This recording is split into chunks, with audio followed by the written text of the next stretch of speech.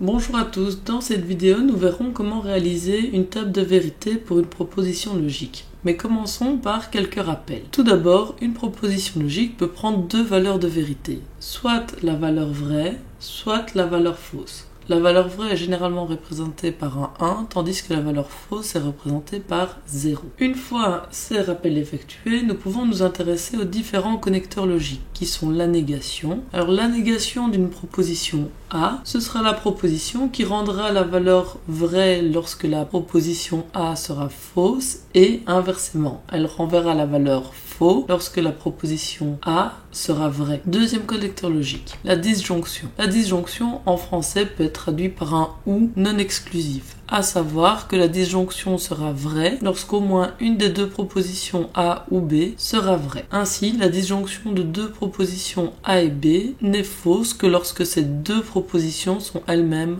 fausses. Connecteur suivant, la conjonction. La conjonction en français peut être traduite par un et. Ainsi, la conjonction n'est vraie que lorsque les deux propositions A et B sont toutes deux vraies. Le reste du temps, la conjonction des deux propositions A et B est fausse. Il existe ensuite le connecteur appelé l'implication, que l'on peut traduire en français par si A, alors B, ou simplement par A implique B. Ce connecteur est faux uniquement lorsque A est vrai et que B est faux. Le reste du temps, ce connecteur est vrai. Enfin, la bi-implication, que l'on peut traduire en français par un A si et seulement si B. Ce connecteur sera vrai uniquement quand A et B auront la même valeur de vérité, à savoir lorsqu'ils sont tous les deux faux ou lorsqu'ils sont tous les deux vrais. Ces rappels étant faits, voyons directement sur un exemple comment l'on peut construire une table de vérité. Si l'on considère la proposition phi suivante, tout d'abord nous allons devoir nous intéresser au nombre de variables propositionnelles qui interviennent dans cette formule. Ici, on constate qu'elles sont au nombre de 3, à savoir P, Q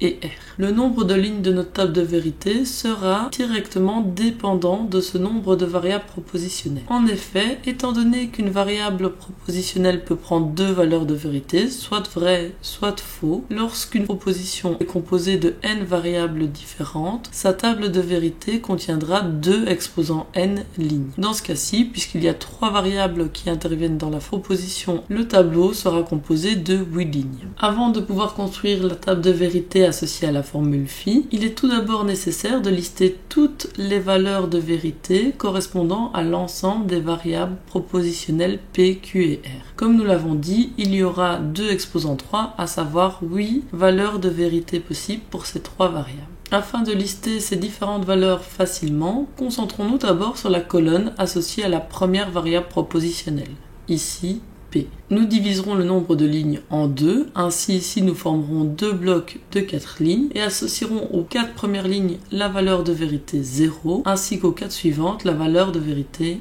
1. On recommencera ensuite pour chacun de ces blocs de 4 lignes la même opération pour la variable Q. Nous diviserons ce bloc en deux et attribuerons la valeur 0 aux premières lignes de ce bloc et ensuite la valeur 1 aux lignes suivantes du bloc. Et on recommencera la même opération avec les 4 lignes suivantes. On termine enfin en effectuant la même opération par rapport à la dernière variable R. On obtient ainsi pour les deux premières lignes les valeurs 0 et 1 et en continuant ainsi de suite, on aura complété toute la colonne. On aura ici listé les 8 triplets possibles de valeurs pour les variables P, Q et R. Une fois tous ces triplets considérés, nous allons devoir décomposer la formule phi afin de pouvoir construire à l'aide des connecteurs les différentes tables de vérité de chacune des sous-formules composant phi. Commençons par exemple par la négation de R. Comme nous l'avons dit, la négation d'une proposition prend la valeur fausse lorsque la proposition initiale est vraie et la valeur vraie lorsque la proposition initiale est fausse. Ainsi, si l'on se concentre sur la colonne correspondant à la proposition R, nous pouvons facilement construire la table de vérité pour la proposition non R, autrement dit la négation de R. Nous obtenons de ce fait le tableau suivant. Continuons ensuite avec la sous-formule P implique Q. Pour rappel, la table de vérité correspondant à l'implication est la suivante. Ainsi, la proposition A implique B est uniquement fausse lorsque la proposition A est vraie et que la proposition B est fausse. Dans notre cas, la proposition P implique Q sera fausse uniquement lorsque P sera vrai mais que Q sera faux simultanément. Nous constatons qu'il n'y a que 2 lignes de la table de vérité qui correspondent à ce cas. Le reste du temps, la proposition P implique Q sera vraie, ce qui nous permettra de compléter le reste de la table. Intéressons-nous maintenant à la proposition Q ou non R. Nous avons déjà en détail dans différentes colonnes les valeurs de vérité associées à la proposition Q ainsi qu'à la négation de R. Et nous savons par ailleurs qu'une disjonction n'est fausse que lorsque les 2 propositions qui la composent sont simultanément fausses. De ce fait, on constate que dans ce cas-ci, il n'y a que 2 lignes du tableau pour lesquelles la proposition Q ou non R est fausse et nous pouvons compléter le reste de la colonne avec des 1 qui correspondent à des valeurs de vérité vraies.